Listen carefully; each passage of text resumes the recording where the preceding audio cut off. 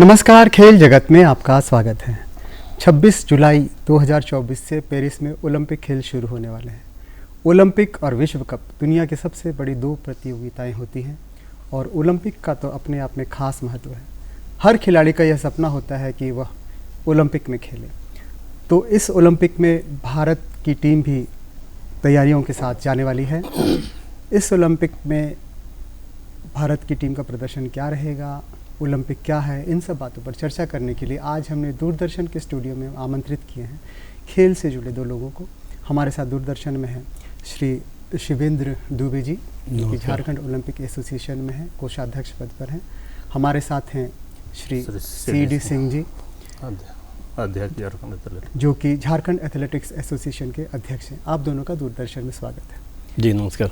नमस्कार। शिवेंद्र जी, शुरुआत आपसे करना चाहूँगा ओलंपिक के बारे में जानकारी लेने के लिए कि ओलंपिक के इतिहास पर एक नज़र डालें। ओलंपिक खेल के पीछे जो आयोजन होता है उसकी अवधारणा क्या है? जी, हम लोग ओलंपिक के इतिहास पर यदि चर्चा करेंगे तो ये काफ़ी पुराना इतिहास आपको दिखाई देगा। 3000 साल पुराना इतिहास है ये। और इस पूरे ओलंपिक के इतिहास को हम दो भागों में बांट सकते हैं।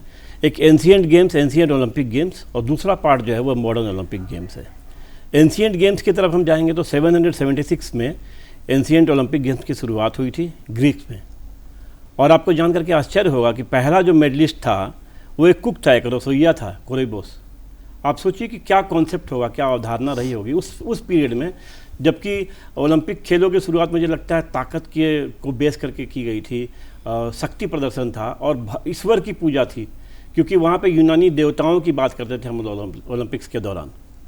हम जब दूसरी तरफ आएंगे, दूसरे हिस्से में आएंगे, जो मॉडर्न ओलंपिक्स की तरफ आएंगे, तो 1894 में पीरियड कुबर्टिन ने इसकी सोच रखी। मतलब उनके दिमाग में सोच आया कि हमें ओलंपिक्स को चेंज करना चाहिए, पूरी दुनिया को इसके साथ जोड़ना चाहिए। वैश्विक भावना थी, वो विश्व के भाईचारे की भावना थी। तो 1896 में ये पहला ओलंपिक्स गेम का आयोजन कराया गया। और जहाँ तक हम लोग अपनी बात करेंगे तो हम लोगों ने 1900 ईस्वी में 1900 में इंडिया का पहला पार्टिसिपेशन था मिस्टर नॉर्मन प्रिचर्ड के द्वारा। उसके बाद 1920 में पहली बार हमारी टीम, ऑथराइज टीम उतरी, भारत की टीम। और अब हम पेरिस ओलंपिक की बात कर रहे हैं, 2024 की बात कर रहे हैं। 2024 में पेरिस में ओलंपिक्स है। 26 जुलाई से इवेंट शुरू होंगे, 1 अगस्त तक चलेंगे। इसमें पेरिस में यह तीसरा अवसर होगा जबकि वहाँ ओलंपिक्स हो रहे हैं। पहले 1900 में, फिर 1924 में, अब 100 साल के बाद फिर से 2024 में ओलंपिक्स हो रहे हैं। और हम लोग काफ़ी होपफुल हैं कि इस ओलंपिक्स में हम लोग काफ़ी बेहतर प्रदर्शन करेंगे, क्योंकि कोविड के बाद की स्थिति में हम लोग हैं। एक स्टेज ऐसा है जब हमने टोक्यो ओलंपिक को देखा, एक स्टेज ऐसा है जहाँ पे हम पेरिस ओलंपिक को देखेंगे। जो उत्साह दिखाई देगा, जो खिलाड़ियों में रोमांच दिखाई देगा, और पदक जीतने का जो होड़ मचेगा, वो देखने लायक होगा। जी बिल्कुल, बड़ी अच्छी जानकारी आपने ओलंपिक के इतिहास के बारे में दी है। सी.डी. सिंह जी, आपसे जानना चाहेंगे, जब हम ओलंपिक की बात करते हैं तो समर ओलंपिक और विंटर ओलंपिक तो हमारे इसमें आते हैं। तो ये समर ओलंपिक और विंटर ओलंपिक के बारे में थोड़ा सा आप बताइएगा। चलिए, बहुत सुंदर बातों को लाए आप। ग्रीष्मकालीन और शीतकालीन ओलंपिक खेल हर 4 वर्ष में इसका आयोजन होता है। पर ग्रीष्मकालीन ओलंपिक, जिसे ज़्यादातर लोग सिर्फ ओलंपिक के नाम से ही जानते हैं, एक बड़ा आयोजन होता है यह, जिसमें 2020 के टोक्यो ओलंपिक में 2021 में 206 देश ने भाग लिया था इस ओलंपिक में। और शीतकालीन ओलंपिक अपेक्षाकृत छोटे पैमाने पे होते हैं। जो होने वाले आयोजन, जिसमें चीन में 2022 में शीतकालीन ओलंपिक में 91 देश भाग लिया था। हालांकि आयोजन हर 4 वर्ष में होता है, लेकिन गर्मियों और सर्दियों के आयोजन इस तरह होते हैं कि 2 साल एक ओलंपिक आयोजन होता है। 2 साल में एक ओलंपिक आयोजन होता है। ग्रीष्मकालीन ओलंपिक हर लीप वर्ष, यानी हर 4 वर्ष में होता है। सपोज 2016 में हुआ तो 2020 में होगा, 2020 में होगा, 2024 में अभी हम लोग का पेरिस ओलंपिक होने जा रहा है। इसी प्रकार से शीतकालीन ओलंपिक है जो लीप वर्ष 2 साल होता है, यानी ये 2 साल के दरमियान में होता है। और 2 साल जो ओलंपिक मेन है उसका लिया जाता है, यानी 4 साल में ये भी होता है। तो इसलिए इसका ड्यूरेशन है 2014 से 2018, 2018 से 2022 में किया जाता है। इस तरह से ये इसका शीतकालीन और ग्रीष्मकालीन ये ओलंपिक अच्छी बात आपने बताई, मतलब कि ओलंपिक हर 2 सालों में होता है, एक बार शीतकालीन और एक बार ग्रीष्मकालीन ओलंपिक। शिवेंद्र जी, आपसे हम बात करना चाहेंगे, जानना चाहेंगे इस ओलंपिक पर हम आते हैं। जो ओलंपिक जैसे आपने बताया कि 26 तारीख से शुरू हो रहा है ओलंपिक, कितने देशों की सहभागिता इसमें रह रही है, कितने खिलाड़ी आ रहे हैं जैसे? जी, अब हम लोग पेरिस ओलंपिक की तरफ नज़र डालेंगे तो कंट्री उतनी है, 206 देश इसमें भाग लेंगे, 206 देश भाग लेंगे। टोटल इवेंट जो है इसके अंदर में जो खेल हैं वो 32 खेल हैं, और जो गोल्ड मेडल है जिनके लिए खिलाड़ी जूझेंगे एक दूसरे से, वो हैं 329 गोल्ड मेडल्स हैं जिनके लिए खिलाड़ी आपस में जूझेंगे। और कितने खिलाड़ियों की संख्या भी कम नहीं है, 10,672 खिलाड़ी इसमें भाग लेंगे। और पदाधिकारी, तकनीकी पदाधिकारी और सारे लोग मिलाकर के एक बहुत बड़ा महाकुंभ होगा वहाँ पे, जहाँ पे कई सारे लोग अपनी किस्मत का फैसला करेंगे, पदक के लिए जोर आजमाइश करेंगे। तो ये बड़ा रोमांचकारी होगा देखना। और जो ओलंपिक की जो हमने देखा, अभी वीडियो कुछ देखा था हमने, जहाँ पे इनका जो ओपनिंग सेरेमनी है वो नदी के किनारे पे ओपनिंग सेरेमनी कर रहे हैं, वो दृश्य वाकई देखने लायक होगा और हम इसको मिस करेंगे। बिल्कुल, आपने बताया कि जब 10,000 खिलाड़ी जहाँ पर खेलेंगे तो वहाँ पर क्या माहौल रहा होगा। तो इन्हीं 10,000 खिलाड़ियों में हमारा भारतीय दल भी होगा। तो सीडी सिंह साहब, आपसे हम भारतीय दल के दृष्टि से थोड़ा जानकारी लेना चाहेंगे कि कितने खिलाड़ी जा रहे हैं, कौन कौन से खेल खेल रहे हैं जैसे? चलिए, बहुत सुंदर। मैं बता दूं कि भारतीय दल में लगभग 124 खिलाड़ी भाग ले रहे हैं, जो 16 डिसिप्लिन के खिलाड़ी होंगे। और इसमें 206 देश भाग ले रहे हैं और लगभग 10,500 खिलाड़ी इसमें एथलीट भाग लेंगे। तो भारतीय टीम की तैयारी के बारे में शिवेंद्र जी, जैसे कि आपने कहा कि भारतीय टीम भी इसमें खेलने के लिए जा रही, भारतीय टीम की तैयारी के बारे में आपका क्या कहना होगा? जी, भारतीय टीम हमें लगता है कि अभी पूरी तरह से तैयार है इस गेम के लिए, क्योंकि भारत सरकार ने खिलाड़ियों की काफ़ी मदद की है। कैंप्स इनके चलते रहे हैं, कई कैंप्स मुझे जानकारी है कि इंडिया से बाहर भी खिलाड़ी गए हैं ट्रेनिंग के लिए। और जो 16 इवेंट में खिलाड़ी उतर रहे हैं, हमें उम्मीद है कि काफ़ी अच्छा परफॉर्म करेंगे वो लोग। हम लोग कुछ खेलों की तरफ काफ़ी अच्छा नज़र डाल सकते हैं, जहाँ पे हमें उम्मीद है कि हम लोग काफ़ी अच्छा पदक जीतेंगे। जैसे हमारी एथलेटिक्स की टीम की तरफ आप जाएंगे तो आप देखेंगे कई खिलाड़ी हमारे ऐसे हैं जो पदक के दावेदार हैं, और बैडमिंटन में पीवी सिंधु वगैरह भी हैं। और फिर हमारे अभी झारखंड से भी कुछ लोग खेल रहे हैं इसके अंदर में। आगे चर्चा में हम लोग फिर आएंगे तो उसके साथ बात करेंगे कि खिलाड़ियों की जो तैयारी है मुझे लगता है कि काफ़ी अच्छी है, क्योंकि सरकार ने भी काफ़ी सपोर्ट किया है, संघ का सपोर्ट है, और सब मिलजुल करके बेहतर प्रदर्शन की उम्मीद हम लोग कर सकते हैं। जैसे तैयारी की आपने बात की, भारतीय दल की तैयारी की बात की, अभी आप कह भी रहे थे कि बाहर में प्रैक्टिस हो रहा है, मतलब खिलाड़ी बाहर जाके अभ्यास कर रहे हैं। तो ये क्या है, कोई खास योजना रहती है सरकार के खिलाड़ियों के लिए कि ओलंपिक की तैयारी करने के लिए विशेष रूप से किसी को कहीं भेजें, ऐसा कुछ होता है? जी हाँ, बिल्कुल। ये भारत सरकार की प्लानिंग भी होती है कि जो जिन खेलों में हमारे पास अच्छी सुविधाएं नहीं है, या कोचेज अच्छे बाहर मिलते हैं, या फिर मौसम के हिसाब से भी, जैसे मैंने सुना था कि एथलेटिक्स की टीम जो है वो पोलैंड में ट्रेनिंग करेगी, और मुझे लगता है वो पोलैंड में होंगे वो लोग। इक्वेस्ट्रियन का जो घुड़सवार है वो भी बाहर, इंडिया से बाहर कहीं ट्रेनिंग कर रहा है। तो ट्रेनिंग करने से उनको एक माहौल मिलता है ताकि वो अपने आप को बेहतर तैयारी कर सके, अच्छे प्लेयर्स के बीच में रह करके कम्पिटिटिव रूप से तैयारी कर सके। सिंह साहब, पिछला जो ओलंपिक हुआ था उस समय हम सब जानते हैं कोविड का समय था, और वो ओलंपिक जो है 1 साल के बाद आगे हुआ। वस्तुतः ये वाला जो ओलंपिक हो रहा है वो 3 साल में ही हो रहा है, 2021 में पिछला कोविड था पिछली बार, और इस बार नहीं है। पिछली बार और इस बार में क्या फर्क? पिछले 2020 ओलंपिक 21 में जो हुआ था उसमें कोविड का एक भयावह वायरस चल रहा था, और एक बीमारी था जिससे सभी डरे सहमे हुए थे, जिसके कारण ना खिलाड़ियों का अपना प्रदर्शन सही ढंग से हो पाया था, और न ही दर्शक वहाँ मौजूद थे इस खेल में जिनको मेंटली बूस्टअप कर सकें। और अभी वैसी स्थिति नहीं है, अभी सामान्य स्थिति है। मैं समझता हूँ कि पिछला जो भी खिलाड़ी टोक्यो ओलंपिक में पार्टिसिपेट किए थे और उनको अभी मौका मिला है, और जिनको अभी फर्स्ट टाइम मौका मिला है वो अभी बेहतर प्रदर्शन पिछले ओलंपिक की अपेक्षा अभी करने का प्रयास करेंगे और करेंगे। आपका इसमें शिवेंद्र जी क्या होगा क्या? जी देखिए, यदि हम लोग कोविड को दरकिनार करके बात करें, कोविड तो था, निश्चित रूप से चैलेंजेस थे उस वक्त में, दर्शक नहीं थे, खिलाड़ियों के लिए भी काफ़ी कठिनाई थी, लेकिन हमने सर्वाधिक पदक जीते उस समय। इस बात से मतलब आपको इत्तेफाक रखना होगा कि हमने वहाँ पे उस वक्त में 7 पदक जीते थे, जो एक इतिहास था। नीरज चोपड़ा ने गोल्ड मेडल जीता, वो भी एक इतिहास था। तो निश्चित रूप से हम लोग इस बार खुले दिल से, हमारे खिलाड़ी हैं साथ में, सरकार ने सपोर्ट किया है, ट्रेनिंग अच्छी हुई है, तो हम पदक ज़्यादा जीतेंगे। सिंह साहब, भारत के प्रदर्शन के बारे में आपका क्या है? वाकई ही पिछला ओलंपिक में सभी खिलाड़ियों ने और सभी डिसिप्लिन के खिलाड़ी अच्छे प्रदर्शन किए और 7 मेडल जीत के अपने देश का नाम रोशन किए। उसमें 1 स्वर्ण पदक है, 2 कांस्य पदक है, 2 रजत पदक और 4 कांस्य पदक है। टोटल 7 पदक हुआ। मैं समझता हूं कि पिछले साल की अपेक्षा सभी खिलाड़ियों मेंटली बूस्टअप हैं और इस बार उससे अच्छा प्रदर्शन करने का मैं भी शुभकामना देता हूं और वो अच्छा प्रदर्शन करके अपने देश का नाम रोशन करेंगे। एक बात शिवेंद्र जी भी आपसे जानना चाहता हूं, जैसे हमारे जो आदरणीय प्रधानमंत्री हैं, खिलाड़ियों से सीधा संपर्क में रहते हैं, जब टीम जाती है तब भी और जब खेल के, जैसे अपने क्रिकेट में ही देखा, अभी वर्ल्ड कप जीत करके आए तो उनके साथ उन्होंने एक अनौपचारिक बातचीत की।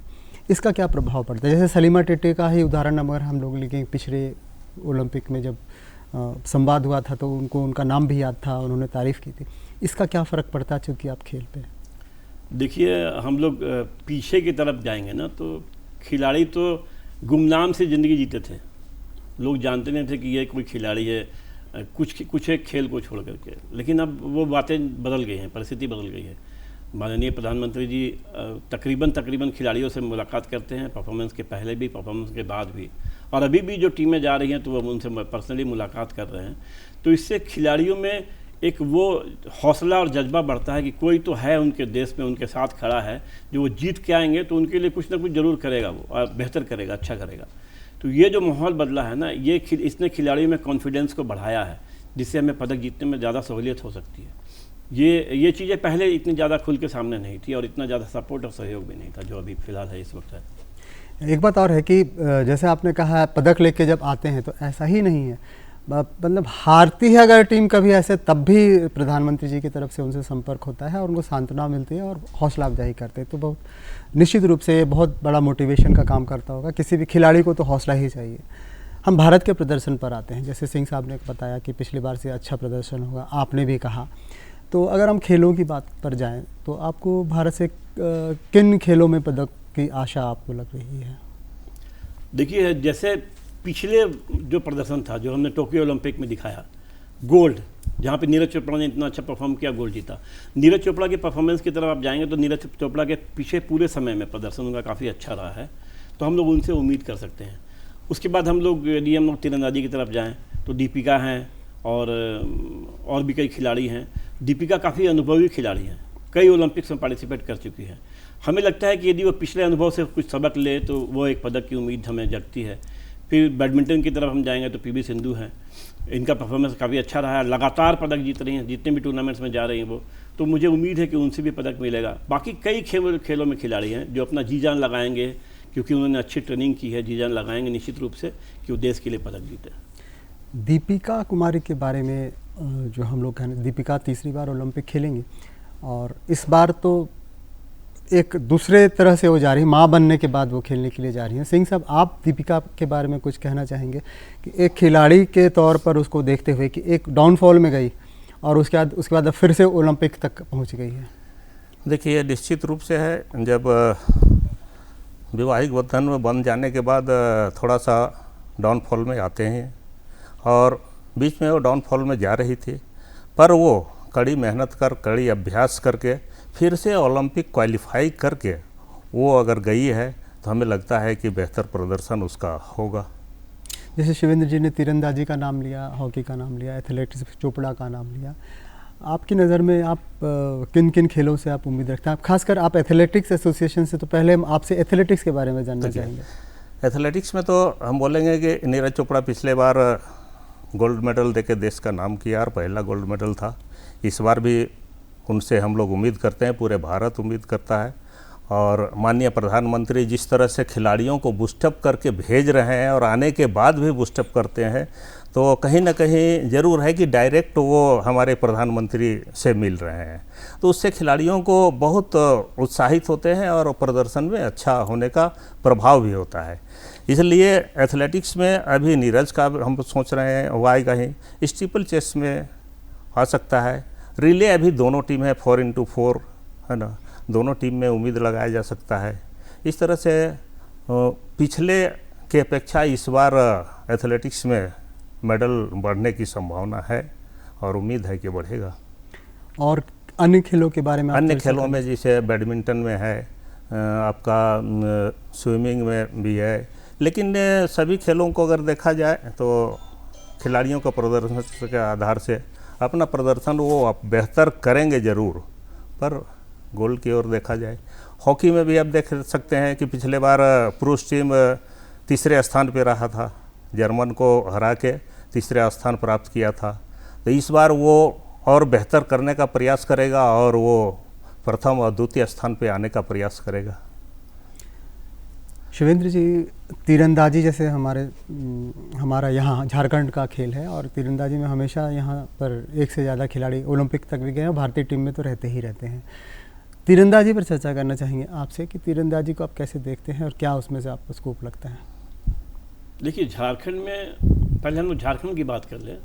झारखंड में तीरंदाजों ने काफ़ी अच्छा परफॉर्म किया है और काफ़ी पदक जीते हैं, हर लेवल पे, राष्ट्रीय स्तर पे जीते हैं और अंतर्राष्ट्रीय स्तर पे पदक जीते हैं। और अभी जो टीम है, जो ओलंपिक में जो हमारी टीम पार्टिसिपेट कर रही है, भाग ले रही है, उसमें 2 तीरंदाज हैं हमारे, दीपिका कुमारी और अंकिता भगत। हम लोग जैसे कि अभी सीडी सिंह साहब ने कहा और हम लोगों ने चर्चा भी की कि दीपिका ने अपने परफॉर्मेंस को काफ़ी सुधारा है। वैसी स्थिति में जबकि वो शादीशुदा हैं, एक बच्चे की देखभाल उनको करनी है, उसके बावजूद भी उन्होंने परफॉर्मेंस को सुधारा और उन्होंने पुनः वापसी की है इंडियन टीम में। तो ये उनकी जो है ना, वो दिखाता है कि वो कितने दृढ़ रूप से लगी हुई हैं कि उनको पदक जीतना है, क्योंकि 2 ओलंपिक पदक उन्होंने चूका है।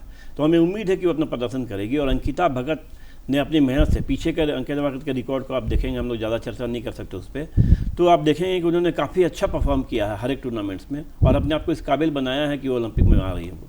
तो झारखंड में तीरंदाजी निश्चित रूप से कई लोगों का सपोर्ट है उस पर। टाटा स्टील काफ़ी सपोर्ट करती है, झारखंड सरकार सपोर्ट करती है, झारखंड सरकार तीरंदाजों को मॉडर्न तीर धनुष उपलब्ध कराती है, कई डे बोर्डिंग सेंटर चलाती है। इस कारण से हमारे तीरंदाज जो है वो काफ़ी अच्छा परफॉर्म कर रहे हैं और हमें उम्मीद है कि यही ओलंपिक नहीं, आगे आने वाली सारी ओलंपिक्स में हमारे तीरंदाज आएंगे और अच्छा परफॉर्म करेंगे।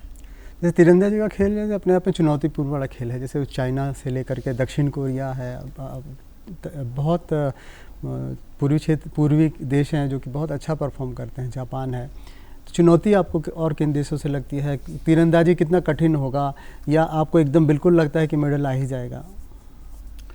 ये निश्चित रूप से काफ़ी कठिन होगा सफ़र, क्योंकि आप देखेंगे कि जो भी चूक हुई है आगे के पिछले टूर्नामेंट्स में, पिछले ओलंपिक्स में, वो कंसंट्रेशन की कमी से हुई है। हमें जो थोड़ा सा ध्यान, एकाग्रता जो है ना, वो भटक जाए तो ये बड़ी समस्या हो जाएगी। क्योंकि हमारे सामने में आपने बताया जैसे कि हमारे सामने चाइना और कोरिया जैसे कंट्रीज़ हैं जो कि सिरमौर हैं तीरंदाजी के, हमें उनको बीट करना है और हम बीट करते हैं दूसरे टूर्नामेंट्स में, ओलंपिक्स में क्यों नहीं? हमें उम्मीद है, हम आशा कर सकते हैं कि हम बेहतर करेंगे। शिवेंद्र जी ने बताया सिंह साहब क्या चाहिए जीतने के लिए खिलाड़ी की दृष्टि से। एक खिलाड़ी की दृष्टि से अगर उसको मेडल चाहिए कहीं भी किसी इवेंट में, तो वो मेडल के लिए मेहनत जो मैदान में करता है वो तो करता है, जो प्रैक्टिस करता है, अच्छी कोचिंग लेता है वो तो करता है। उसके अलावा खिलाड़ी के लेवल पर, इंडिविजुअल लेवल पर उसमें क्या होना चाहिए, कौन सा जज्बा होना चाहिए, क्या होना चाहिए कि मेडल? देखिए, निश्चित तौर पे खिलाड़ियों को जो संसाधन मिलने की ज़रूरत है वो समय से नहीं मिल पाता है, जिसके कारण वो अपना प्रदर्शन को नहीं निखार पाते हैं। सपोज हम उदाहरण देंगे, आप देखिएगा पिछला ओलंपिक में नीरज चोपड़ा ने कंटिन्यू 4 साल तक वो अपना घर से लिंक तोड़ दिया था किसी से कोई बातचीत नहीं हो रही थी, ये फ़ोन तक भी अपने पास नहीं रखा था, यानी कोई कांटेक्ट नहीं था।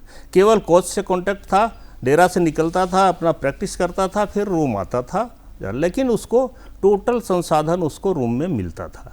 तो इस तरह से अगर खिलाड़ियों को संसाधन मिलेगा तो ऑटोमेटिक है कि वो नेशनल लेवल पे जाएंगे, ओलंपिक लेवल पे जाएंगे, कॉमनवेल्थ में जाएंगे, वो जाएंगे ही। तो उस तरह की सुविधा मुहैया करवाना पड़ेगा। तो भारत में इस क्या स्थिति है संसाधनों की अगर हम बात करें तो? जैसे अभी शिवेंद्र जी आपने बताया भी कि विदेश में ट्रेनिंग की फैसिलिटीज़ मिलती है, लेकिन जैसे नीरज चोपड़ा का अगर हम नाम लेंगे, पीवी सिंधु का नाम लेंगे, जैसे कि आपने किसी और खेल के बारे में भी बताया कि पोलैंड भेजा गया है, तो संसाधनों की क्या स्थिति है भारत में अगर खिलाड़ी की दृष्टि से जो उसको चाहिए उसको हम लोग बात करें उसकी? तो देखिए, यदि हमें ओलंपिक्स में अपने पदक की संख्या को बढ़ाना है तो हमें ग्रास रूट लेवल पे बिल्कुल ढंग से काम करना पड़ेगा। खिलाड़ी जहाँ से बन के ऊपर उठता है, जहाँ पे तैयार होता है, उस जगह पे हम बिल्कुल जीरो की तरह चल रहे हैं। क्योंकि खिलाड़ी, यदि ग्रामीण क्षेत्र में खिलाड़ी बैठा हुआ है, हमें उसको टैलेंट स्काउटिंग करके बाहर निकालना है, तो वो तरीका हमारे पास बिल्कुल ही ढंग से नहीं चल रहा है, वो सिस्टम काम नहीं कर रहा है। बातें हम जरूर कर रहे हैं लेकिन वो सिस्टम काम नहीं कर रहा है। ये सिस्टम को काम करना होगा कि खिलाड़ी को हम ग्रास रूट लेवल से निकालें, उसका टैलेंट स्काउटिंग से खिलाड़ी को लेकर के आएँ, उसको आगे बढ़ाएं, उसकी प्रॉपर ट्रेनिंग करें, उसके एजुकेशन की व्यवस्था करें, उसको डाइट दें, उसको इक्विपमेंट्स मुहैया कराएं, तब जा कर के हम ओलंपिक्स के लिए ज़्यादा पदक की उम्मीद कर सकते हैं। अभी तो क्या हो रहा है, जो खिलाड़ी बन के ऊपर खड़ा होकर आ जाता है वो खिलाड़ी हमें दिखता है, लेकिन जो खिलाड़ी नीचे बैठा हुआ है ग्रास रूट लेवल पे वो हमें नहीं दिखता है। यदि हम उनको बढ़ाएंगे, उनके लिए प्रॉपर सब कुछ इंतजाम करेंगे तो हम ज़्यादा पदक की उम्मीद कर सकते हैं। और निश्चित रूप से हमें इस बारे में सोचना पड़ेगा और काम करना पड़ेगा। ये आपने सही बात कही है कि जो खिलाड़ी ऊपर आ जाता है, जिस भी तरह से ऊपर आ, तब हमारी नज़र उस पर जाती है। तो जो आप आइडेंटिफाई करने की बात कर रहे हैं तो ये एक लंबा प्रोसेस होगा, तो एक देशव्यापी प्रोसेस होगा।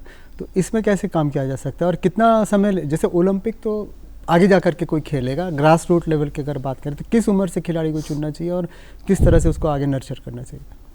देखिए, जो बेसिक्स है ना, हमारे यहाँ अभी कुछ तो काम चल रहा जरूर। एजुकेशन डिपार्टमेंट ने जो खेलो झारखंड की शुरुआत की, निश्चित रूप से वो बेसिक्स है, वो जहाँ पे स्कूलों में खेल झारखंड हो रहा है, हर ब्लॉक में हो रहा है, हर जिले में हो रहा है, फिर उसके बाद राज्य में टूर्नामेंट्स हो रहे हैं, खिलाड़ी चुन के आ रहे हैं। ये जो खिलाड़ी चुन के अभी आ रहे हैं, जो ये पदक जीत रहे हैं हमारे लिए SGFI में स्कूल गेम्स में, यही खिलाड़ी वो खिलाड़ी हैं जो आगे जा करके हमारे लिए अंतर्राष्ट्रीय स्तर पर पदक जीत सकते हैं। और हमें इस पर सोचना पड़ेगा कि हम इनके लिए क्या तैयारियाँ करें, हम इनको कैसे ट्रेनिंग कराएं। मुद्दा आता है हमारे पास में अच्छे इंफ्रास्ट्रक्चर की, हमारे पास में अच्छे इक्विपमेंट्स की, अच्छे कोचेज़ की और इन खिलाड़ियों के रेगुलर ट्रेनिंग की। ये यदि हम सोच लें, बातें बड़ी बातें नहीं करें, यदि हम सोच लें और इसके लिए काम करें, निश्चित रूप से इसके लिए सरकार को आगे बढ़ना पड़ेगा। प्राइवेट कंपनी जो हैं बैठी हुई, जो कुछ लोग तो काम कर रहे हैं, उनको आगे आना पड़ेगा और एक पूरी तरह से योजना बनानी पड़ेगी, योजना को इम्प्लीमेंट करना पड़ेगा, तभी हम ज़्यादा पदक की उम्मीद कर सकते हैं। एक लंबी योजना निश्चित रूप से, जैसा कि आप बता रहे हैं। झारखंड के संदर्भ में बात करते हैं, झारखंड से भी ओलंपिक खेलने के लिए जो खिलाड़ी गए हुए हैं, शिवेंद्र जी आपसे ही जानना चाहेंगे, झारखंड जैसे दीपिका का नाम आपने ले ही लिया अभी, एक खिलाड़ी का नाम, और भी खिलाड़ी झारखंड से खेल रहे होंगे, तो झारखंड के खिलाड़ियों के बारे में इस ओलंपिक के लिए आप कितना उम्मीद रख रहे हैं उनसे? मुझे लगता है कि झारखंड से इस ओलंपिक में सिर्फ 2 ही खिलाड़ी हैं, एक दीपिका, एक अंकिता भगत, ये 2 खिलाड़ी हैं। हॉकी में पुरुष टीम में, पुरुष में, महिला टीम में भी इसमें नहीं है। इस बार पुरुष टीम में इस बार कोई खिलाड़ी हमारा नहीं है। महिला टीम में यदि क्वालिफाई करते तो हमारे खिलाड़ी लगातार महिला टीम में होते हैं, इसमें कोई दो मत नहीं है, और काफ़ी अच्छा परफॉर्म भी करते हैं वो लोग। तो यही 2 खिलाड़ी हमारे सामने फिलहाल दिखाई दे रहे हैं और इसका श्रेय जो है वो निश्चित रूप से सरकार को भी जाता है, टाटा स्टील को भी जाता है, क्योंकि वो लोग गेम्स को बढ़ाने के लिए, तीरंदाजी के लिए खास करके काफ़ी प्रयास करते हैं और इतने महंगे इक्विपमेंट सरकार खिलाड़ियों को मुहैया कराती है जो परफॉर्म कर रहे हैं। नहीं तो फिर तो गरीब खिलाड़ियों के लिए तो ये इक्विपमेंट खरीदना ही बहुत मुश्किल काम है। 3, साढ़े 3 लाख, 4 लाख, 5 लाख का एक तीरंदाजी का इक्विपमेंट्स आता है, तो सरकार की मदद से ही हो रहा है। और हमें लगता है कि सरकार इस के बारे में थोड़ा सा और भी ज़्यादा ध्यान दे। सेंटर ऑफ एक्सलेंस जो खुल रहे हैं वो और खेलों के लिए भी खोले जाएं, ताकि कई खेलों में खिलाड़ी आगे बढ़ें और हमारे झारखंड के लिए पदक जीते वो लोग। CD सिंह साहब, रांची में भी एक मिशन ओलंपिक चल रहा है, JSSPS, जो कि भारत CCL और झारखंड सरकार के लिए मिशन ओलंपिक को लेकर वो चल रहा है। JSSPS क्या है, उसका क्या लक्ष्य है, क्या है, इसके बारे में, क्योंकि आप एथलेटिक्स से जुड़े हुए हैं और आप JSSPS से भी निकट से जुड़े हुए हैं। चलिए, ये तो बहुत सुंदर बात आप बोले।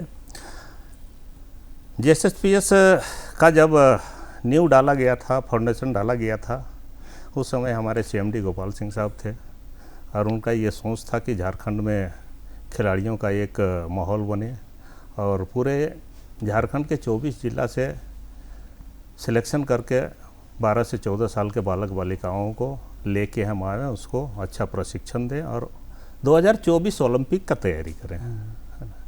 और उसमें मैं खुद था, मैं खुद हर जगह हर ज़िला में जाके बच्चों का ट्रायल लेके सिलेक्शन किया। अब बहुत उम्मीद के साथ है JSSPS को, Jharkhand state sports promotion society को बहुत उम्मीद से बनाया गया। झारखंड सरकार और CCL के संयुक्त तत्वाधान से, और कुछ दिन तक बच्चों को सिलेक्शन करके लाया गया। 2015-16 में पहला ये आया था, उसके बाद फिर चलते रहा। उनका ट्रेनिंग की सुविधा, प्रशिक्षण की सुविधा स्टार्टिंग में सही में मिला, उसके बाद अभी आप अगर देखेंगे तो ना सही कोच हैं उनके, ना सही गाइडलाइन है, जिसके चलते बच्चे अब 2024 ओलंपिक तो पार हो गया, अब 2036 में भी अगर आते हैं तो बहुत हम उम्मीद सोचते हैं। बिल्कुल, हम लोग ओलंपिक पेरिस से चर्चा करते करते हम लोग झारखंड में आ गए और बहुत खुशी की बात है, लक्ष्य तो है हमारा, भले ही उस लक्ष्य के प्रति जो जिस तरह से तैयारी होनी चाहिए थी वो नहीं है। हम उम्मीद ज़रूर करते हैं कि जो JSSPS का ओलंपिक गोल्ड का जो लक्ष्य है पूरा होगा, और हम उम्मीद भी करते हैं कि झारखंड के जो 2 खिलाड़ी अभी तीरंदाज वहाँ पर खेल रहे हैं, दोनों ही पदक लेकर के आए, और हम उम्मीद करते हैं कि 7 मेडल जो पिछले ओलंपिक में भारत लेकर के आया था, वो संख्या जितनी ज़्यादा हो सके उतनी बढ़े। आप दोनों ने ओलंपिक के बारे में इतनी बढ़िया जानकारी दी, ओलंपिक के इतिहास के बारे में बताया, पेरिस ओलंपिक की संभावना के बारे में बताया, भारत की संभावना के बारे में बताया। इसके लिए हमारे दूरदर्शन के स्टूडियो में आने के लिए आप दोनों का शुक्रिया अदा करते हैं। आप दोनों का बहुत बहुत शुक्रिया, बहुत बहुत धन्यवाद। नमस्कार जी, नमस्कार। चलिए, आज हम लोग को दूरदर्शन में बुलाया गया और हम लोग का समय लिया गया, उसके लिए दूरदर्शन को बहुत बहुत धन्यवाद। Thank you.